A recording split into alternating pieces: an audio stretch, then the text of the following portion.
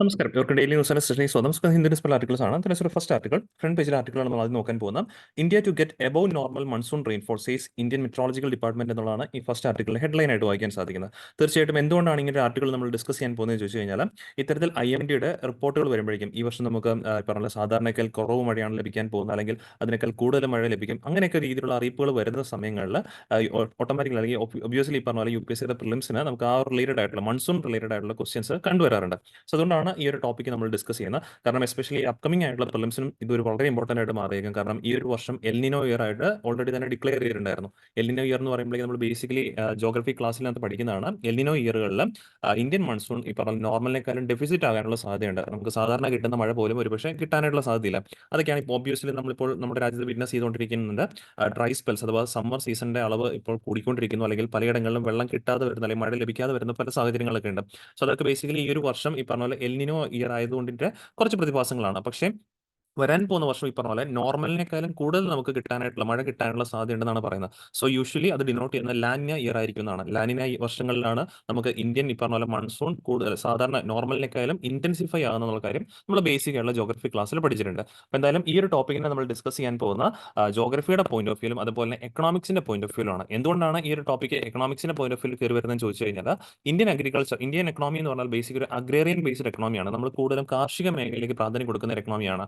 അത് മാത്രമല്ല ഇന്ത്യയിൽ ഏറ്റവും കൂടുതൽ ആൾക്കാരാണെങ്കിലും വർക്ക് ചെയ്യുന്ന അഗ്രികൾച്ചറുമായിട്ട് ബന്ധപ്പെട്ടാണ്. എനിവേ ഇന്ത്യൻ അഗ്രികൾച്ചർ എന്ന് പറഞ്ഞാൽ കൂടുതലും ഡിപ്പെൻഡന്റ് ആവുന്ന ഏതിനാണ്? മഴയാണ്. മൺസൂണിനെ എക്സ്റ്റെൻസീവ്ലി ഡിപ്പെൻഡ് ആണ്. അല്ലാണ്ട് ഈ പറഞ്ഞ പോലെ നമുക്ക് ഈ പറഞ്ഞ പോലെ എന്താ പറയുക, മഴയല്ലാതെയുള്ള അഗ്രികൾച്ചർ എന്ന് പറയുമ്പോൾ ഈ കൃഷി മേഖല എന്ന് പറയുമ്പോൾ വളരെ കുറച്ച് മാത്രമേ ഉള്ളൂ. കൂടുതൽ നമ്മളിവിടെ കൃഷി ചെയ്യുന്നത് മഴയെ ആശ്രയിച്ച് തന്നെയാണ്. അതുകൊണ്ട് തന്നെയാണ് മഴ കുറയുന്ന വർഷങ്ങൾ തീർച്ചയായിട്ടും ഇപ്പം ഈ വർഷങ്ങളിൽ നമ്മൾ പല DNA ക്ലാസ്സുകളും ഡിസ്കസ് ചെയ്തിട്ടുണ്ടായിരുന്നു. അഗ്രികൾച്ചറൽ ഔട്ട്പുട്ട് നമ്മുടെ രാജ്യത്തെ അഗ്രികൾച്ചർ പ്രൊഡക്ഷൻ എന്ന് പറയുന്നത് കമ്പാരിറ്റീവ്ലി കുറവാണ്. കാരണം മഴയൊന്നും തന്നെ കിട്ടാതെ വന്നിരിക്കുന്ന കാരണം ഇപ്പോൾ റാബി സീസണിലാണെങ്കിലും അല്ലെങ്കിൽ കഴിഞ്ഞ ഖാരിഫ് സീസണിലാണെങ്കിലും ഒക്കെ തന്നെ അഗ്രികൾച്ചർ പ്രൊഡക്ഷൻ താരതമ്യേന കുറവാണ്. സോ അതുപോലെ ഈ പറഞ്ഞ പോലെ അതേപോലെ ഈ പറഞ്ഞ പോലെ മഴ കുറയുന്ന സമയങ്ങളിൽ കാർഷിക മേഖലയ്ക്ക് കൂടുതൽ ഗവൺമെന്റ് സ്കീമുകളൊക്കെ പ്രൊമോട്ട് ചെയ്യേണ്ടതായിട്ട് വരും. കാരണം ആ കാർഷിക മേഖലയിൽ ഈ പറഞ്ഞ പോലെ സപ്പോർട്ടീവ് മെഷർ എന്ന രീതിയിൽ അതേ സാഹചര്യത്തിൽ മഴ കൂടുന്ന സമയങ്ങളിൽ പ്രൊഡക്ഷൻ പറഞ്ഞ പോലെ ക്രമാതീതമായിട്ട് കൂടാനായിട്ടും അതിനെ കൃത്യമായിട്ടും ഗവൺമെന്റ് റെഗുലേറ്റ് ചെയ്യേണ്ടതുമായിട്ടുള്ള ബന്ധമുണ്ട്. സോ അതുകൊണ്ട് തന്നെയാണ് മഴയെ കൃത്യമായിട്ടും ആശ്രയിച്ചായിരിക്കും ഗവൺമെന്റ് കാർഷിക മേഖലയിലേക്കുള്ള പോളിസീസ് എന്നുള്ള കാര്യവും കൃത്യമായിട്ട് മനസ്സിലേക്ക് വെച്ചേക്കാം. അപ്പോൾ ഈ ഒരു ടോപ്പിക്കിനകത്ത് നമ്മൾ ആദ്യമേ നോക്കാൻ പോകുന്ന IMDയെ കുറിച്ചുള്ള കുറച്ച് കാര്യങ്ങളാണ്. Indian metrological department. So IMD was establish in 1875 എന്നുള്ള കാര്യം ആദ്യം ഓർത്തിരിക്കാം. And it's a national metrological service of the country and the principal government agency in all matters related to metrology and allied subjects. So metrological ആയിട്ടുള്ള എല്ലാവിധ കാര്യങ്ങളിലും ഈ പറഞ്ഞ prime ആയിട്ടുള്ള ഗവൺമെന്റ് ഏജൻസിയാണ് ഇന്ത്യൻ മെട്രോളജിക്കൽ ഡിപ്പാർട്ട്മെന്റ് എന്നുള്ള കാര്യം ഓർക്കുക. And comes under the ministry of earth sciences. Government of ഇന്ത്യയുടെ മിനിസ്ട്രി ഓഫ് എർത്ത് സയൻസിന്റെ കീഴിലാണ് IMD പ്രവർത്തിക്കുന്നത്. ഇതിന്റെ ഹെഡ് ക്വാർട്ടേഴ്സ് ന്യൂഡൽഹിയിലാണ്. Then IMD is also one of the 6 regional specialised meteorological centres of world meteorological organisation WM അഥവാ world meteorological ഓർഗനൈസേഷന്റെ ലോകമെമ്പാടുമുള്ള regional specialised meteorological സെന്റേഴ്സിൽ ഒരെണ്ണമാണ്. അത്തരത്തിൽ 6 റീജിയണൽ സ്പെഷ്യലൈസ്ഡ് മെട്രോളജിക്കൽ സെന്റേഴ്സ് ആണ് WMAക്ക് ഉള്ളത്. അതിൽ ഒരെണ്ണമാണ് ഇന്ത്യൻ മെട്രോളജിക്കൽ ഡിപ്പാർട്ട്മെന്റ് എന്നുള്ള കാര്യം കൃത്യമായിട്ട് മനസ്സിലേക്ക് വെച്ചേക്കാം. ഇനി നമ്മൾ ബേസിക്കലി ഡിസ്കസ് ചെയ്യാൻ പോകുന്ന മൺസൂണുമായിട്ട് ബന്ധപ്പെട്ട കുറച്ച് കാര്യങ്ങളാണ്. വളരെ ഇമ്പോർട്ടന്റ് ആയിട്ടുള്ള ചില ഫാക്ടുകളാണ് നമ്മൾ ഡിസ്കസ് ചെയ്യാനായിട്ട് പോകുന്നത്. സോ ദ വേർഡ് മൺസൂൺ എന്നുള്ള വാക്ക് ബേസിക്കലി നിങ്ങൾക്ക് അറിയാം, ഉദ്ദേശിക്കുന്ന സീസണൽ റിവേഴ്സൽ ഓഫ് വിൻസിനെയാണ് ബേസിക്കലി ഉദ്ദേശിക്കുന്നത്. സോ ഈ മൺസൂൺ എന്നുള്ള ക്ലൈമറ്റ് നമുക്ക് ഈ പറഞ്ഞ ലോകത്ത് കാണാൻ സാധിക്കുന്ന ഈ ഒരു ഇന്ത്യ ഉൾപ്പെടുന്ന ആ ഒരു ഏഷ്യൻ ടൈപ്പ് ഓഫ് ക്ലൈമറ്റ് ആണ്. ഏഷ്യയിൽ പ്രധാനമായിട്ടും കാണപ്പെടുന്ന ടൈപ്പ് ഓഫ് ക്ലൈമറ്റ് ആണ് ഇത്തരത്തിൽ മൺസൂൺ ടൈപ്പ് ആയിട്ട് പ്രധാനമായിട്ട് പറയുന്നത്. ആ type of climate most commonly കാണപ്പെടുന്ന സൗത്ത് ആൻഡ് സൗത്ത് ഈസ്റ്റ് ഏഷ്യയിലാണ്. South and south east Asia കേന്ദ്രീകരിച്ചാണ് നമുക്ക് കൂടുതലായിട്ടും ഈ മൺസൂൺ ടൈപ്പ് ഓഫ് ക്ലൈമറ്റിനെ വിറ്റ്നസ് ചെയ്യാൻ സാധിക്കുന്നത്. മൺസൂൺ എന്ന് പറയുമ്പോഴേക്കും ആ സീസണൽ റിവേഴ്സൽ ഓഫ് വിൻസിനെയാണ് പ്രധാനമായിട്ട് ഉദ്ദേശിക്കുന്നത്. ഏഷ്യ എന്ന് പറയുമ്പോഴും കൂടുതലായിട്ട് നമ്മൾ പറഞ്ഞു സൗത്ത് ആൻഡ് സൗത്ത് ഈസ്റ്റ് ഏഷ്യയാണ്. കൂടുതൽ പ്രിസൈസ് ആയിട്ട് പറയുവാണെങ്കിൽ 20 ഡിഗ്രി നോർത്ത് മുതൽ 20 ഡിഗ്രി സൗത്ത് ലാറ്റിറ്റ്യൂഡിന് ഇടയിൽ കാണപ്പെടുന്ന തരം ഒരു ക്ലൈമറ്റ് ഫിനോമിനായിട്ട് നമുക്ക് എന്തിനു പറയാനായിട്ട് സാധിക്കും? ഈ മൺസൂൺ ടൈപ്പ് ഓഫ് ക്ലൈമറ്റിനെ പറയാനായിട്ട് സാധിക്കും. ഇനി എങ്ങനെയാണ് ഇത്തരത്തിലുള്ള ക്ലൈമറ്റ്, ഈ ഒരു ടൈപ്പ് ഓഫ് ക്ലൈമറ്റ് അഥവാ സീസൺ റിവേഴ്സൽ ഓഫ് വിൻസിലൂടെ നമുക്ക് മഴ ലഭിക്കുന്നതെന്ന് ചോദിച്ചു കഴിഞ്ഞാൽ ഈ ഒരു പിക്ചറിലൂടെ നമുക്ക് ഇങ്ങനെ ക്ലിയർ ആയിട്ട് ഡിഫൈൻ ചെയ്യാൻ സാധിക്കും. കാരണം നമ്മൾ ബേസിക് ആയിട്ടുള്ള ജോഗ്രഫി ക്ലാസ്സിൽ പഠിച്ചിരിക്കുന്ന ഒരു ടേം ആണ് ഇന്റർ ട്രോപ്പിക്കൽ കൺവർജൻസ് സോൺ അഥവാ ITCC. അപ്പോൾ ITCC എന്ന് പറയുമ്പോഴേക്കും നമ്മൾ വിൻസിന്റെ ഒക്കെ തന്നെ ഒരു കൺവർജൻസ് സോൺ ആയിട്ടാണ് ബേസിക്കലി ഡിനോട്ട് ചെയ്യുന്നത്. അഥവാ ITCC തന്നെ സിമ്പിൾ ആയിട്ട് പറയുവാണെങ്കിൽ it's a region of low pressure എന്ന് വേണമെങ്കിൽ നമുക്ക് ഡിനോട്ട് ചെയ്യാനായിട്ട് സാധിക്കും. ലോ പ്രഷർ എന്ന് പറയുമ്പോഴേക്കും ഒബ്വിയസ്ലി അവിടെ ടെമ്പറേച്ചർ കൂടുതലായിരിക്കും. എവിടെയൊക്കെ ടെമ്പറേച്ചർ ഇതെല്ലാം കമ്പാരിറ്റീവ്ലി പറയുന്നതാണ് കേട്ടോ. അപ്പം ഈ ഒരു പോയിന്റ് കമ്പാരിറ്റീവ്ലി ലോ പ്രഷർ എന്ന് പറയുമ്പോഴേക്കും ഇതിനെ ഈ ഒരു പോയിന്റിനെ താരതമ്യം ചെയ്ത് ഇവിടെ വേറൊരു പോയിന്റ് നമ്മൾ കൺസിഡർ ചെയ്യുമ്പോഴാണ് ഇത് ലോ പ്രഷർ അല്ലെങ്കിൽ ഇതിനെ ഹൈ പ്രഷർ എന്ന് പറയുന്നത്. സോ ലോ പ്രഷർ എന്ന് പറയുമ്പോഴേക്കും കൃത്യമായിട്ടും അവിടെ ടെമ്പറേച്ചർ കൂടുതലായിരിക്കും, ചൂട് കൂടുതലായിരിക്കും. ചൂട് കൂടുമ്പോഴേക്കും അവിടെ ഈ പറഞ്ഞ പോലെ ലോ പ്രഷർ ഏരിയ ആയിട്ട് വിറ്റ്നസ് ചെയ്യാറുണ്ട്. അതേ സ്ഥാനത്ത് ടെമ്പറേച്ചർ താരതമ്യേന കുറവായിരിക്കും, ലൈക്ക് കമ്പയർഡ് ടു അതർ ഏരിയാസിനെ അപേക്ഷിച്ച് ഈ ഒരു പോയിന്റിൽ ടെമ്പറേച്ചർ താരതമ്യേന കുറവായിരിക്കും അല്ലെങ്കിൽ കോൾഡർ ഏരിയ ആയിരിക്കും. സോ അവിടെ തീർച്ചയായിട്ടും പ്രഷറിന്റെ എങ്ങനെയായിരിക്കും, ഹൈ പ്രഷർ ആയിരിക്കും വിറ്റ്നസ് ചെയ്യുന്നത്. പിന്നെ വിൻസിന്റെ മൂവ്മെന്റ്, വിൻഡ് എന്ന് പറയുമ്പോൾ കാറ്റിന്റെ മൂവ്മെന്റ് എന്ന് പറയുന്നത് എസ്പെഷ്യലി ഈ പറഞ്ഞ പോലെ എങ്ങനെയായിരിക്കും, ഹൈ പ്രഷർ ഏരിയയിൽ നിന്നും ലോ പ്രഷറിലേക്കായിരിക്കും എപ്പോഴും വിൻഡ് ബ്ലോ ചെയ്യുന്നത്. സോ ഇവിടെ ITCZ എന്ന് പറയുമ്പോഴേക്കും മോസ്റ്റ് കോമൺലി നമുക്ക് കാണപ്പെടും. ITCZ ബേസിക്കലി ഈ ഒരു ട്രോപ്പിക് ഓഫ് ക്യാൻസറിനും ട്രോപ്പിക് ഓഫ് കേപ്രിക്കോണിനും ഇടയിലാണ് ഇത് സഞ്ചരിക്കുന്നത്. അതായത് 23.5 നോർത്ത് ലാറ്റിറ്റ്യൂഡിനും അതേപോലെ 23.5 സൗത്ത് ലാറ്റിറ്റ്യൂഡിനും ഇടയിൽ ഈ പറഞ്ഞ പോലെ മൂവ് ചെയ്യുന്ന ഒരു കൺവർജൻ സോൺ ആണ് ITCZ എന്ന് പറയുകയാണെങ്കിൽ. സണ്ണിന്റെ അപ്പാരന്റ് മൂവ്മെന്റ് അനുസരിച്ചാണ് ഇത് മൂവ് ചെയ്യുന്നത്. സൺ എപ്പോഴും ഈ പറഞ്ഞ പോലെ ഇക്വേറ്റർ മുതൽ നോർത്തിലേക്ക് ട്രോപ്പിക് ഓഫ് ക്യാൻസർ വരെയും സൗത്തിലേക്ക് ട്രോപ്പിക് ഓഫ് കേപ്രിക്കോൺ വരെയാണ് സണ്ണിന്റെ മൂവ്മെന്റ് നിൽക്കുന്നത്. ആ ഒരു സണ്ണിന്റെ അപ്പാരന്റ് മൂവ്മെന്റ് അനുസരിച്ചാണ് ഏത് ഷിഫ്റ്റഡ് ആകുന്നത്, ITCZ ഷിഫ്റ്റഡ് ആകുന്നത്. സോ ഇത്തരത്തിൽ ITCZ നമ്മൾ ഓൾറെഡി പറഞ്ഞു വിൻസിന്റെ കൺവർജൻ സോൺ ആണ്. സോ വിൻഡ് കൺവേർജ് ചെയ്യുന്ന സോൺ ആയതുകൊണ്ട് തന്നെ നമ്മുടെ നോർമലി പറഞ്ഞ പോലെ സമ്മർ സീസൺ, ഇന്ത്യയിലൊക്കെ തന്നെ സമ്മർ സീസൺ ഒക്കെ ആകും, ഈ പിക്ചറിൽ നിന്ന് കാണാൻ സാധിക്കും. ഇന്ത്യയിലെ സമ്മർ സീസൺ ഒക്കെ ആകുമ്പോഴേക്കും ITCZന്റെ ഒരു പ്രസൻസ് കൃത്യമായിട്ടും ഇന്ത്യയുടെ മുകളിലേക്ക് വരും. അപ്പൊ ആ ഒരു ടൈം പീരിയഡിലും ഇക്വേറ്ററിന് ക്രോസ് ചെയ്ത് വിൻസ് എങ്ങോട്ടേക്ക് വരും, ഇങ്ങോട്ടേക്ക് മുകളിലേക്കും ഈ ITCZനെ സെർച്ച് ചെയ്ത് വരികയാണ്. ഇങ്ങനെ സഞ്ചരിച്ച് കഴിയുമ്പോഴേക്കും നമ്മൾ കൊറിയോളിസിസ് ഫോഴ്സിനെ കുറിച്ച് പഠിച്ചിട്ടുണ്ട്. ഈ കൊറിയോളിസിസ് ഫോഴ്സിന്റെ പശ്ചാത്തലത്തിൽ ഇക്വേറ്റർ ക്രോസ് ചെയ്യുന്ന വിൻസ് അവയുടെ റൈറ്റിലേക്ക് ഡിഫ്ലക്റ്റഡ് ആവും. ഓക്കെ, കൊറിയോളിസിസ് ഫോഴ്സിന്റെ പശ്ചാത്തലത്തിൽ ഇക്വേറ്റർ ക്രോസ് ചെയ്ത് മുകളിലേക്ക് വരുന്ന വിൻസ് ആണെങ്കിൽ അവ എങ്ങോട്ടേക്ക് ഡിഫ്ലക്റ്റഡ് ആവും, അവയുടെ റൈറ്റ് സൈഡിലേക്ക് ഡിഫ്ലക്റ്റഡ് ആവും. എന്നാൽ ഇങ്ങോട്ടേക്ക് താഴേക്ക് വരുന്ന വിൻസ് ആണെങ്കിൽ ബേസിക്കലി അവയുടെ ലെഫ്റ്റ് സൈഡിലേക്കായിരിക്കും ഡിഫ്ലക്റ്റ് ആകുന്നത്. ഇത് ബേസിക് ക്ലാസ്സുകൾ നമ്മൾ പഠിക്കുന്നതാണ്. സോ ഈ ഒരു ITCZ സമ്മർ സീസണിൽ ഇന്ത്യയുടെ ഒക്കെ മുകളിലേക്ക് വരികയും അതിനെ സെർച്ച് ചെയ്ത് വരുന്ന വിൻസ് ഇക്വേറ്റർ ക്രോസ് ചെയ്ത് കഴിയുമ്പോഴേക്കും അവയുടെ റൈറ്റ് സൈഡിലേക്ക് ഡിഫ്ലക്റ്റ് ആവും. സോ അത്തരത്തിൽ റൈറ്റ് സൈഡിലേക്ക് ഡിഫ്ലക്റ്റഡ് ആകുന്ന ഈ വിൻസ് ആണ് ബേസിക്കലി നമുക്ക് ഈ പറഞ്ഞ പോലെ എന്ത് മഴ തള്ളുന്നത്, സൗത്ത് വെസ്റ്റ് മൺസൂൺ. എപ്പോഴും വിൻസിനെ അവ വരുന്ന ഡയറക്ഷൻ വെച്ചിട്ടാണ് ബേസിക്കലി നമ്മൾ ഡിനോട്ട് ചെയ്യുന്നത്. അപ്പം ഈ വരുന്ന കാറ്റുകൾ സൗത്ത് വെസ്റ്റ് ഡയറക്ഷൻ, നമ്മുടെ ഇന്ത്യയുടെ വശത്തിൽ നോക്കുമ്പോഴേക്കും സൗത്ത് റീജിയനിലാണ്, അത് വെസ്റ്റും കൂടിയാണ്. സോ സൗത്ത് വെസ്റ്റ് ഡയറക്ഷനിൽ നിന്ന് വരുന്നതുകൊണ്ടിട്ടാണ് ഈ കാറ്റുകളെ നമ്മൾ പൊതുവിൽ സൗത്ത് വെസ്റ്റ് മൺസൂൺ എന്ന് രേഖപ്പെടുത്തുന്നത്. ഇത് വരുന്നത് ഈ പറഞ്ഞ പോലെ കടലിന്റെ മുകളിലൂടെ ഒരുപാട് ദൂരം സഞ്ചരിച്ച് വരുന്ന കാരണം it contains a lot of moisture, ഒരുപാട് മോയ്സ്ചർ കണ്ടന്റ് ഉള്ള വിൻസ് കൂടിയാണ് ഈ സൗത്ത് വെസ്റ്റ് മൺസൂൺ വിൻസ്. അപ്പൊ ഇവിടെ വന്നു കഴിയുമ്പോഴേക്കും നമുക്ക് വെസ്റ്റേൺ ഗാർഡ്സിന്റെ ഒരു പ്രസൻസ് ഇവിടെയുണ്ട്. ഈ വെസ്റ്റേൺ ഗാർഡ്സിന്റെ പ്രസൻസ് മൂലം ഇവയുടെ ഈ പറഞ്ഞ പോലെ പ്രഷർ ഡ്രോപ്പ് ആവുകയും അവിടെ ആ ഒരു ഫിനോമിനൻ മൂലമാണ്, ഈ വെസ്റ്റേൺ ഗാർഡ്സിന്റെ പ്രസൻസ് മൂലമാണ് കൃത്യമായിട്ട് നമുക്ക് മഴ ലഭിക്കുന്നതും ആ ഒരു സൗത്ത് വെസ്റ്റ് മൺസൂൺ മൂലമുള്ള മഴ കൃത്യമായിട്ട് ലഭിക്കുന്നു. ആ മഴ ലഭിക്കുന്ന പ്രദേശങ്ങൾ നിങ്ങൾ നോക്കിക്കഴിഞ്ഞാൽ മനസ്സിലാക്കാൻ സാധിക്കും. ആ വെസ്റ്റേൺ ഗാർഡ്സ് നിൽക്കുന്ന പ്രദേശങ്ങളാണ് നമുക്ക് ഈ മഴ കൂടുതലായിട്ടും കിട്ടുന്നത്. സ്റ്റാർട്ടിംഗ് ഫ്രം കേരള തൊട്ട് അങ്ങ് മുകളിലേക്ക് ഗുജറാത്ത് വരെയുള്ള പ്രദേശങ്ങളിലാണ് ഈ സൗത്ത് വെസ്റ്റ് മൺസൂണിന്റെ പ്രധാനമായിട്ടുള്ള മഴ നമുക്ക് ലഭിക്കുന്നത്. ഇവിടുന്ന് ശരിക്കും പറഞ്ഞാൽ സൗത്ത് വെസ്റ്റ് മൺസൂൺ രണ്ടായിട്ട് ബൈഫർക്കേറ്റ് ചെയ്ത് പോകുന്നുണ്ട്. ഒരു പോർഷൻ ചെന്ന് തട്ടി നിൽക്കുന്നത് നമ്മുടെ നോർത്ത് ഈസ്റ്റ് പ്രദേശങ്ങളിൽ, ചിറാപുഞ്ചി പ്രദേശങ്ങളിലാണ്. ചിറാപുഞ്ചിയൊക്കെ ഏറ്റവും കൂടുതൽ മഴ ലഭിക്കുന്ന ഒരു പ്രദേശം കൂടിയാണ്. സോ അപ്പോൾ ഈ ഒരു സൗത്ത് വെസ്റ്റ് മൺസൂണിൽ നമുക്ക് പ്രധാനമായിട്ട് മഴ ലഭിക്കുന്നത് വെസ്റ്റേൺ ഗാർഡ്സ് മേഖലകളിലും പിന്നെ നമ്മുടെ നോർത്ത് ഈസ്റ്റ് സംസ്ഥാനങ്ങളിലുമാണ്. അതുകൊണ്ടാണ് നമുക്ക് സാധാരണഗതിയിൽ ജൂൺ മാസങ്ങളിലൊക്കെ തന്നെ മഴ ലഭിക്കുമ്പോൾ തൊട്ടടുത്ത സംസ്ഥാനമായ തമിഴ്നാട്ടിൽ ആ ഒരു ടൈമിൽ അധികം മഴ ലഭിക്കാറില്ല, because of the presence of western guards.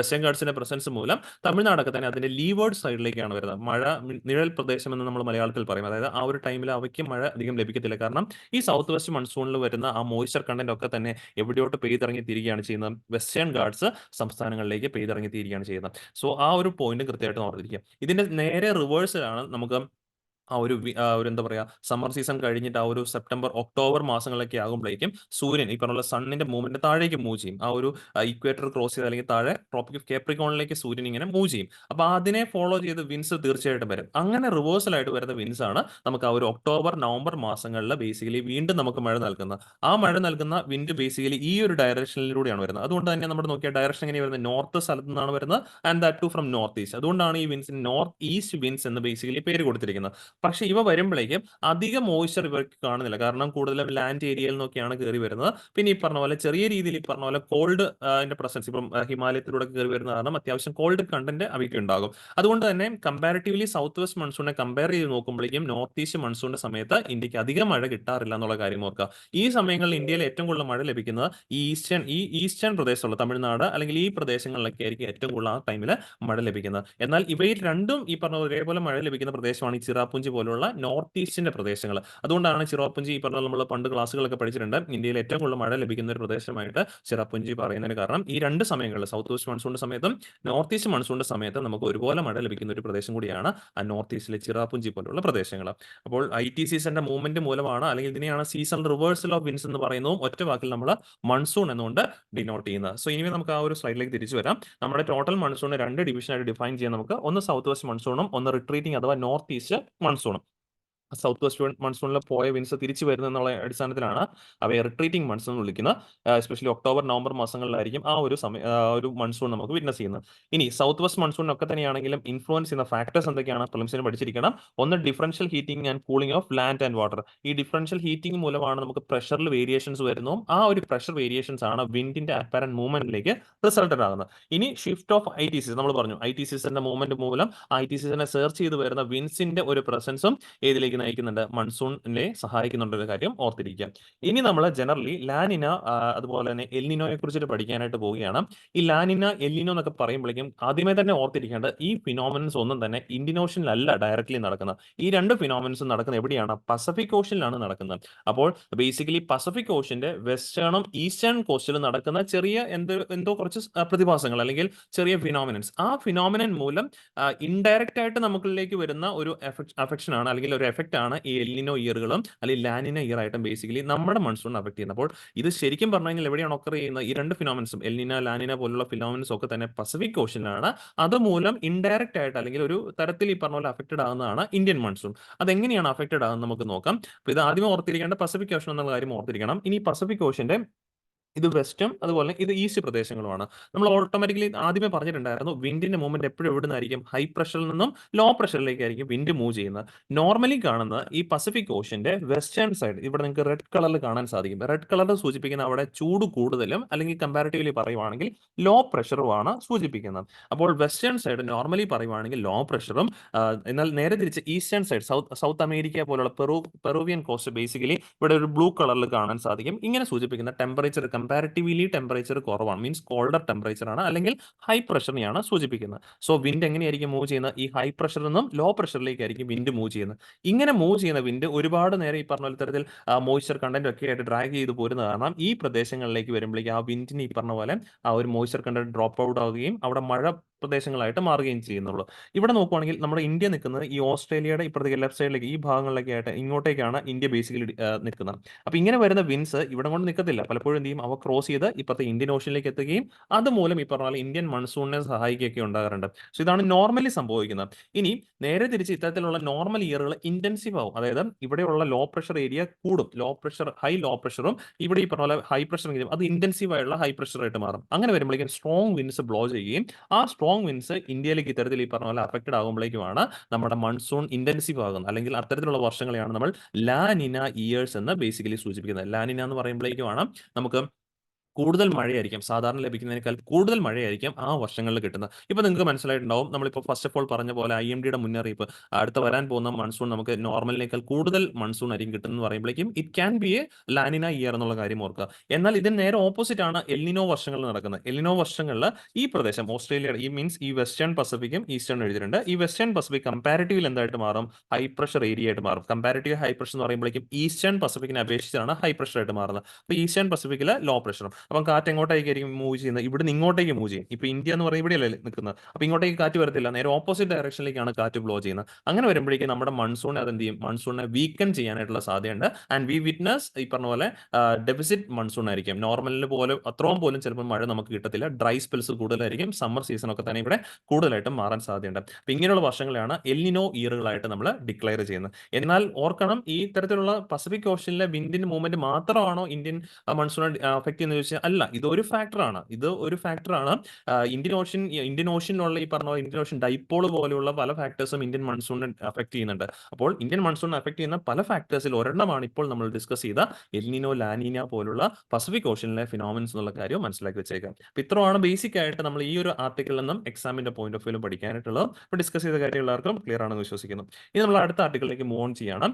Goods exports hit $41.68 billion in March എന്നുള്ളതാണ് ഈ ഒരു ആർട്ടിക്കിൾ ഹെഡ്ലൈൻ ഹെഡ്ലൈനായിട്ട് വായിക്കാൻ പറ്റുന്നത്. ഇത് എക്കണോമിക്സ് റിലേറ്റഡ് ഉള്ള ആർട്ടിക്കിളാണ്. ഇവിടെ നമ്മൾ മനസ്സിലാക്കിയിരിക്കുന്നത് ഇന്ത്യയുടെ പ്രധാനപ്പെട്ട എക്സ്പോർട്ട് അരീനസ് അഥവാ എക്സ്പോർട്ടിംഗ് ഐറ്റംസ് ഏതൊക്കെയാണെന്ന് മനസ്സിലാക്കിയിരിക്കണം. പ്രിലിംസിന് ചോദിക്കാൻ സാധ്യതയുണ്ട്. അപ്പോൾ ഏറ്റവും കൂടുതൽ ഇന്ത്യ എക്സ്പോർട്ട് ചെയ്യുന്ന വസ്തുക്കൾ ഏതൊക്കെയാണ്? എഞ്ചിനീയർഡ് ഗുഡ്സ് ആണ്. മോർ ദാൻ നമ്മുടെ ഈ പറഞ്ഞ പോലെ ഫിനാൻഷ്യൽ 2022 ഡേറ്റസ് ആണ്. ഇവിടെ നോക്കുവാണെങ്കിൽ ടോട്ടൽ എക്സ്പോർട്സിനേക്കാളും ഏകദേശം നോക്കുവാണെങ്കിൽ ടോട്ടൽ എക്സ്പോർട്സിന്റെ 50% തന്നെ ഏത് തന്നെയൊക്കെയാണ് വരുന്നത്? എഞ്ചിനീയർ ഗുഡ്സ് ആണ്. ഈ കഴിഞ്ഞ ഫിനാൻഷ്യൽ 2022 മോർ ദാൻ 50% ഗ്രോത്ത് ആണ് എഞ്ചിനീയർ ഗുഡ്സ് വിറ്റ്നസ് ചെയ്തിട്ടുണ്ടായിരുന്നത്. പിന്നെ അഗ്രികൾച്ചർ പ്രോഡക്ട്സ് നോക്കുവാണെങ്കിൽ നമ്മൾ ആദ്യമായിട്ട് ഈ പറഞ്ഞ പോലെ ഏറ്റവും കൂടുതൽ നമ്മൾ അഗ്രികൾച്ചർ കമ്മോഡിറ്റീസിൽ ഈ വർഷം എക്സ്പോർട്ട് ചെയ്തിരുന്നത് ഏതാണ്? റൈസ് ആണെന്നുള്ള കാര്യം കൃത്യമായിട്ട് ഓർത്തിരിക്കുക. അപ്പോൾ അഗ്രികൾച്ചർ പ്രോഡക്ട്സിൽ ഏറ്റവും കൂടുതൽ നമ്മൾ ഈ വർഷം എക്സ്പോർട്ട് ചെയ്തിട്ടുണ്ടായിരുന്ന റൈസ് ആണ്. ദെൻ ടെക്സ്റ്റൈൽസിൽ നോക്കുവാണെങ്കിൽ ഏകദേശം 41% ഇൻക്രീസ് ആണ്, വളർച്ചയാണ് നമുക്ക് കൈവരിക്കാൻ സാധിച്ചത്. ആ വളർച്ച കൈവരിക്കാൻ സാധിച്ചത് ഗവൺമെന്റ് 1-2 സ്കീംസ് ഉണ്ട്. Mega integrated textile region apparel park scheme, MITRA park ഷോർട്ടിൽ പറയും. അപ്പോൾ ഇതൊക്കെ വേണമെങ്കിൽ പ്രിലിംസിന് ചോദിക്കാം. MITRA park recent seen news related to which of the following sectors എന്ന് ചോദിച്ചു കഴിഞ്ഞാൽ ആൻസർ ടെക്സ്റ്റൈൽ ആണ്. ടെക്സ്റ്റൈൽ സെക്ടേഴ്സുമായിട്ട് ബന്ധപ്പെട്ടതാണ് മിത്ര പാർക്ക് എന്നുള്ള കാര്യം ഓർത്തിരിക്കാം. ദെൻ ഫാർമസ്യൂട്ടിക്കൽസ് ആൻഡ് ഡ്രഗ്സ്, ഈ മേഖല ഫാർമസ്യൂട്ടിക്കൽ മേഖലയിലെ third largest producer of medicines ആണ് by volume and the biggest supplier of generic ഡ്രഗ്സും ആര് തന്നെയാണ്? ഇന്ത്യ ആണെന്നുള്ള കാര്യം ഓർക്കുക. പേറ്റന്റ് കാലാവധി കഴിഞ്ഞ ഡ്രഗ്സിനെയാണ് പൊതുവിൽ നമ്മൾ ജനറിക് ഡ്രഗ്സ് എന്ന് വിളിക്കപ്പെടുന്നത്. ഏകദേശം ആഫ്രിക്കയുടെ 50% മുകളിലും ജനറിക് ഡ്രഗ്സ് സപ്ലൈ ചെയ്യുന്ന ഇന്ത്യയാണ്. 40% generic drug demand in US meet ചെയ്യുന്ന ഇന്ത്യയിൽ നിന്നുമാണ്. And 25% of all medicine UK എവിടെ നിന്നാണ് മീറ്റ് ചെയ്യുന്നത്? ഇന്ത്യയിൽ നിന്നുമാണ് മീറ്റ് ചെയ്യുന്നുള്ള കാര്യം ഓർത്തിരിക്കാം. ഇത്രയുമാണ് ഈ ഒരു ആർട്ടിക്കിളിൽ നിന്ന് കൃത്യമായിട്ട് നമുക്ക് പഠിക്കാനായിട്ടുള്ളത്. ഇനി നമ്മൾ അടുത്ത ആർട്ടിക്കിളിലേക്ക് മൂവ് ഓൺ ചെയ്യാണ്. അടുത്ത പ്രിലിംസിന്റെ പോയിന്റ് ഓഫ് വ്യൂ ആർട്ടിക്കിളാണ്. Wholesale price inflation accelerates to 3-month high എന്നതാണ് ഈ ഒരു ആർട്ടിക്കിൾ ഹെഡ്ലൈൻ ആയിട്ട് വായിക്കാൻ പറ്റുന്നത്. അപ്പോൾ ഇതൊരു നമ്മുടെ പ്രിലിംസ് പോയിന്റ് ഓഫ് വ്യൂല് എക്കണോമിക്സിന്റെ പോയിന്റ് ഓഫ് വ്യൂ ഡിസ്കസ് ചെയ്യുന്ന ആർട്ടിക്കിളാണ്. ഇവിടെ നമ്മൾ പഠിക്കാൻ പോകുന്നത് എന്താണ് ഹോൾസെയിൽ പ്രൈസ് ഇൻഫ്ലേഷൻ അഥവാ ഇൻഡെക്സ് എന്നുള്ള കാര്യമാണ്. ഇൻഫ്ലേഷൻ എന്ന് പറയുമ്പോൾ ഒറ്റ വാക്കിൽ സാധനങ്ങളുടെ വിലക്കയറ്റത്തിനെയാണ് നമ്മൾ ഇൻഫ്ലേഷൻ വിശേഷിപ്പിക്കുന്നത്. ഈ വിലക്കയറ്റം നമുക്ക് രണ്ട് രീതിയിൽ മെഷർ ചെയ്തെടുക്കാൻ സാധിക്കും. With the help of wholesale price ഇൻഡെക്സും അതേപോലെ with the help of consumer price ഇൻഡെക്സും. ശരിക്കും പറഞ്ഞാൽ ഇപ്പം RBI ഒക്കെ ആണെങ്കിലും ഏറ്റവും കൂടുതൽ ഉപയോഗിക്കുന്ന ഇൻഡെക്സ് കൺസ്യൂമർ പ്രൈസ് ഇൻഡെക്സ് ആണ്. എന്നാൽ കുറച്ച് വർഷങ്ങൾക്ക് മുമ്പ് വരെ RBI ഉപയോഗിച്ചിരുന്നത് ഏതായിരുന്നു? ഹോൾസെയിൽ പ്രൈസ് ഇൻഡെക്സ് ആയിരുന്നു. എനിവേ ഇതിനകത്ത് ഹോൾസെയിൽ പ്രൈസ് ഇൻഡെക്സ് ആണ് നമുക്ക് ഇപ്പോൾ വാർത്തയിലുള്ളത്. അത് നോക്കാം. So it measures the changes in the price of goods sold and trade in bulk by wholesale business to other business. Wholesale ലെവലിൽ സാധനങ്ങളുടെ സെയിലും കാര്യങ്ങളൊക്കെയാണ് ഇവിടെ മെഷർ ചെയ്യുന്നത്. ഗുഡ്സിന്റെ കാര്യത്തിൽ മാത്രമേ ഉള്ളൂ. ആളുകൾ സാധനങ്ങൾ വാങ്ങിക്കുന്ന പറയുമ്പോൾ ഗുഡ്സും ഉണ്ട്, സർവീസസും ഉണ്ട്. ഇപ്പോൾ നമ്മളൊരു ആശുപത്രിയിൽ പോയി ഡോക്ടറിന്റെ സേവനം മേടിക്കുക എന്ന് പറയുമ്പോഴേക്ക് സേവനം എന്ന് പറയുന്നത് സർവീസ് ആണ്. എന്നാൽ ഹോൾസെയിൽ പ്രൈസ് ഇൻഡെക്സിൽ ഏത് മാത്രമേ മെഷർ ചെയ്യുന്നുള്ളൂ? ഗുഡ്സ് മാത്രമേ മെഷർ ചെയ്യുന്നുള്ളൂ. ഏത് മെഷർ ചെയ്യുന്നില്ല? സർവീസസ് മെഷർ ചെയ്യുന്നില്ല എന്നുള്ള കാര്യം ഓർക്കുക. അത് തന്നെയാണ് ഹോൾസെയിൽ പ്രൈസ് ഇൻഡെക്സിന്റെ ഒരു ഫ്ലോപ്പ് ആയിട്ട് പറയപ്പെടുന്നത്. ഇനി ഇത് പബ്ലിഷ് ചെയ്യുന്ന office of economic adviser under ministry of commerce and industry ആണ്. ഇതിന്റെ ബേസ് ഇയർ ആയിട്ട് എടുത്തിരിക്കുന്നത് 2011-12 ആണെന്നുള്ള കാര്യം ഓർത്തിരിക്കുക. പണ്ട് ഇത് 2004-5 ആയിരുന്നു. 2017 ബേസ് ഇയറിൽ 2011-12 ആയിട്ട് റിവൈസ് ചെയ്തിട്ടുണ്ടായിരുന്നു. മോസ്റ്റ് വൈഡ്ലി യൂസ്ഡ് ആണ്. പക്ഷേ ഇത് ഇപ്പോൾ ഓർത്തിരിക്കണം, ഇപ്പോൾ നിലവിൽ ഗവൺമെന്റും RBI ഒക്കെ തന്നെ ഏറ്റവും കൂടുതൽ ഉപയോഗിക്കുന്ന ഇൻഡെക്സ് ഏതാണ്? കൺസ്യൂമർ പ്രൈസ് ഇൻഡെക്സ് ആണെന്നുള്ള കാര്യം കൃത്യമായിട്ടൊന്ന് മനസ്സിൽ വെച്ചേക്കുക. കാരണം ഇതിനകത്ത് മേജർ ക്രിറ്റിസിസം ആണ് ഇത് എന്ത് ഉപയോഗിക്കുന്നില്ല, ഈ പറഞ്ഞ പോലെ സർവീസസ് ഇൻക്ലൂഡഡ് അല്ല എന്നുള്ള കാര്യം ഓർക്കുക. ഓൺലി ഗുഡ്സ് മാത്രമാണ് ഇൻക്ലൂഡ് ചെയ്യുന്നത്. ഗുഡ്സിന്റെ കാര്യത്തിലും ഏറ്റവും കൂടുതൽ ഇതിനകത്ത് ഹോൾസെയിൽ പ്രൈസ് ഇൻഡെക്സിനകത്ത് ഇമ്പോർട്ടൻസ് കൊടുത്തിരിക്കുന്നത് മാനുഫാക്ചർഡ് ഗുഡ്സിനാണ് ഏറ്റവും കൂടുതൽ പ്രാധാന്യം കൊടുത്തിരിക്കുന്നത്. ഓക്കെ, സോ ഇത്രയാണ് ആ ഒരു ടോപ്പിക്കിൽ നമുക്ക് പഠിക്കാനായിട്ടുള്ളത്. ഇനി നമ്മൾ എഡിറ്റോറിയൽ പേജിലേക്ക് വരികയാണ്. ഇന്ത്യാസ് ആർട്ടിക് ഇംപെരറ്റീവ് എന്നുള്ളതാണ് ഈ ഒരു ആർട്ടിക്കിൾ ഹെഡ്ലൈൻ ആയിട്ട് വായിക്കുന്നത്. അപ്പോൾ ഇവിടെ നമ്മൾ ഡിസ്കസ് ചെയ്യുന്ന ഒരു കാരണം എന്ന് പറഞ്ഞാൽ റീസെന്റ് ഇപ്പോൾ ഇന്ത്യ ആർട്ടിക് എക്സ്പ്ലോറേഷനുമായിട്ട് ബന്ധപ്പെട്ട് ഒരുപാട് കാര്യങ്ങളൊക്കെ തന്നെ വാർത്തയിൽ വരുന്നുണ്ട്. അല്ലെങ്കിൽ ഇന്ത്യ കൂടുതലായിട്ടും ആർട്ടിക് റീജിയൻ ഇപ്പോൾ പ്രാധാന്യം കൊടുത്തു തുടങ്ങിയിരിക്കുന്നു. അപ്പോൾ അതിന്റെ കാരണങ്ങളാണ് നമ്മൾ പഠിക്കാനായിട്ട് പോകുന്നത്. ഓക്കെ, അപ്പം ആർട്ടിക് റീജിയൻ എന്ന് പറയുമ്പോഴേക്കും ഇൻക്ലൂഡ് ചെയ്തിരിക്കുന്ന രാജ്യങ്ങളൊന്നും അറിഞ്ഞിരിക്കുന്നതായിരിക്കും പ്രിലിംസിന് തീർച്ചയായിട്ടും. ദെൻ റഷ്യ, പിന്നെ ഏതൊക്കെയാണ്? റഷ്യ ഉണ്ട്, Finland, Sweden, Norway, Iceland, then ഈ പറഞ്ഞ പോലെ ഡെൻമാർക്ക്, കാനഡയുടെ പാർട്സ് വരുന്നുണ്ട്, US-ന്റെയും ചില പാർട്സുകൾ വരുന്നുണ്ട്. അപ്പോൾ ഇത്രയും പ്രദേശങ്ങളെ ചേർത്തിട്ടാണ് നമ്മൾ ആർട്ടിക് റീജിയൻ എന്ന് പറയുന്നത്, നോർത്ത് പോൾ ആർട്ടിക് റീജിയൻ എന്ന് കൃത്യമായിട്ടും പറയുന്നത്. അപ്പോൾ ഇവിടേക്കുള്ള ഇന്ത്യയുടെ ഒരു ഇൻട്രസ്റ്റ് എന്താണെന്ന് വെച്ച് കഴിഞ്ഞാൽ first of all resource exploration ആണ്. റീസെന്റ് പറഞ്ഞ പോലെ ആർട്ടിക് മേഖലയിൽ ക്ലൈമറ്റ് ചേഞ്ച് മൂലം മഞ്ഞും ഒക്കെ തന്നെ ഉരുകുന്നതൊക്കെ ആയിട്ട് നമ്മൾ വാർത്തയിൽ കാണാറുണ്ട്. ആ ക്ലൈമറ്റ് ചേഞ്ചിൽ വലിയൊരു ഭാഗം ഇന്ത്യയെ അഫക്റ്റഡ് ആവുന്നുള്ള കാര്യം അറിഞ്ഞിരിക്കാം. അപ്പോൾ ആ ഒരു മഞ്ഞുരുകലിന്റെ ഭാഗമായിട്ട് ഇപ്പോൾ ഒരുപാടധികം ഓപ്പർച്യൂണിറ്റീസ് അവിടെ ഡെവലപ്പ് ആയിട്ടുണ്ട്. Such as mineral reserves, abundant ആയിട്ടുള്ള മിനറൽ റിസർവ്സ്, ഓയിലിന്റെയും ഗ്യാസിന്റെയും ഒക്കെ തന്നെ റെയർ എർത്ത് എലമെന്റ്സിന്റെ ഒക്കെ തന്നെ പ്രസൻസ് ആ മേഖലയിൽ കണ്ടെത്തിയിട്ടുണ്ട്. ഇതൊക്കെയാണ് ഇന്ത്യ പോലുള്ള ലോക രാജ്യങ്ങളൊക്കെ തന്നെ ഇപ്പോൾ ആർട്ടിക് മേഖലയ്ക്ക് കൂടുതൽ പ്രാധാന്യം കൊടുത്തിരിക്കുന്ന കാര്യം ഓർക്കുക. ഇന്ത്യ മാത്രമല്ല, ചൈനയും US ഒക്കെ തന്നെ ഈ മേഖലയ്ക്ക് കൂടുതൽ ഇപ്പോൾ പ്രാധാന്യം കൊടുക്കുന്നുണ്ട് ബിക്കോസ് ഓഫ് റിസോഴ്സ് എക്സ്പ്ലോറേഷൻ. ഇനി രണ്ടാമതായിട്ട് ഈ മഞ്ഞ് ഒക്കെ തന്നെ ഉരുകി കഴിഞ്ഞപ്പോഴേക്കും ആർട്ടിക് മേഖലയിലേക്ക് പുതിയ സീ റൂട്ടുകളൊക്കെ തന്നെ ഡെവലപ്പായി. പണ്ട് കാലങ്ങൾ വളഞ്ഞു ചുറ്റി ഒരുപാട് പൊക്കൊണ്ടിരുന്ന സീ റൂട്ടൊക്കെ തന്നെ ഇപ്പം ഡയറക്ട്ലി ചെന്നെത്താൻ പറ്റുന്നു. കാരണം മഞ്ഞൊക്കെ ഉരുകി കഴിഞ്ഞപ്പോഴേക്കും സീ റൂട്ട് റൂട്ട് കുറച്ചുകൂടെ തെളിഞ്ഞു വന്നിരിക്കുന്നു. It has opened up new trade routes. Okay, more than പണ്ടത്തെക്കാളും കുറച്ചുകൂടെ ഷോർട്ടറും മോർ കോസ്റ്റ് എഫക്റ്റീവ് ആയിട്ടുള്ള ട്രേഡ് റൂട്ടുകൾ ഇപ്പോൾ ഓപ്പൺ ആക്കിയിരിക്കുന്നത് നോർത്ത് അമേരിക്കൻ പാർട്സിലേക്കും യൂറോപ്പിലേക്കൊക്കെ തന്നെ ഈ പറഞ്ഞ പോലെ സാധനങ്ങളും ഒക്കെ ആയിട്ട് പോകാനായിട്ട് കോസ്റ്റ് എഫക്റ്റീവ് ആയിട്ട് ട്രാൻസ്പോർട്ട് ചെയ്യാനായിട്ട് സാധിച്ചിരിക്കുന്നു. ഇപ്പം ഈ ഒരു പിക്ചറിൽ നിങ്ങൾക്ക് കാണാൻ സാധിക്കും, ഇപ്പോൾ ഈ പറഞ്ഞ പോലെ ഈ മേഖലയിൽ ആർട്ടിക് ഓഷനിലൊക്കെ തന്നെ മഞ്ഞും കാര്യങ്ങളൊക്കെ ഒരുങ്ങിയിരിക്കുന്ന കാരണം ഇത്തരത്തിലുള്ള റൂട്ടുകളൊക്കെ തന്നെ സ്വീകരിച്ച് പോകാനായിട്ട് ഗ്ലോബൽ ട്രേഡിലേക്ക് സഹായിക്കുന്നതായിട്ടും പറയപ്പെടുന്നുണ്ട്. സോ ദെൻ അടുത്ത ഏറ്റവും പ്രധാനപ്പെട്ട ഇന്ത്യയുടെ ഒരു ഈ പറഞ്ഞ പോലെ ലക്ഷ്യമാണ് സയന്റിഫിക് റിസർച്ച്. ഈ മേഖലയിൽ സയന്റിഫിക് റിസർച്ച്, കാരണം സ്റ്റിൽ ഇപ്പോഴും ഒരുപാട് കാര്യങ്ങൾ അവിടെ പഠനം നടത്തിക്കൊണ്ടിരിക്കുകയാണ്. അപ്പം ഈ മേഖലയിൽ ഇന്ത്യയെ സഹായിക്കാനായിട്ടുള്ള ആർട്ടിക് മേഖലയിൽ ഇന്ത്യയുടെ ഒരു റിസർച്ച് സ്റ്റേഷനാണ് ഹിമാദ്രി എന്നുള്ള കാര്യം ഓർക്കുക. ഓക്കെ, അപ്പോൾ ഈ പോയിന്റ് ഓർത്തിരിക്കണം. ഹിമാദ്രി എന്ന് പറയുന്നത് ഇന്ത്യയുടെ ആർട്ടിക് സ്റ്റേഷനാണ്, റിസർച്ച് സ്റ്റേഷനാണ് എന്നുള്ളൊരു പോയിന്റ്. സയന്റിഫിക് ഇൻവെസ്റ്റിഗേഷൻ സിൻസ് 2008 തൊട്ടുള്ള ഇന്ത്യയുടെ സയന്റിഫിക് റിസർച്ച് സ്റ്റേഷൻ ആർട്ടിക് ആണ് ഹിമാദ്രി. ഇത് നമുക്ക് പ്രിലിംസിന് ആവശ്യമായിട്ട് വന്നേക്കാം. അപ്പോൾ ഇത്രയും പോയിന്റാണ് ഈ ഒരു ആർട്ടിക്കിൾ നമുക്ക് പഠിക്കാനായിട്ടുള്ളത്. ഇത്രയും കാര്യമാണ് ഇന്നത്തെ DNA നമുക്ക് ഡിസ്കസ് ചെയ്യാനുണ്ടായിരുന്നത്. അപ്പോൾ ഇന്ന് ഡിസ്കസ് ചെയ്ത ടോപ്പിക്സ് എല്ലാവരും ക്ലിയർ ആണെന്ന് വിശ്വസിക്കുന്നു. വീണ്ടും നമുക്ക് അടുത്ത ദിവസം കാണാം. താങ്ക്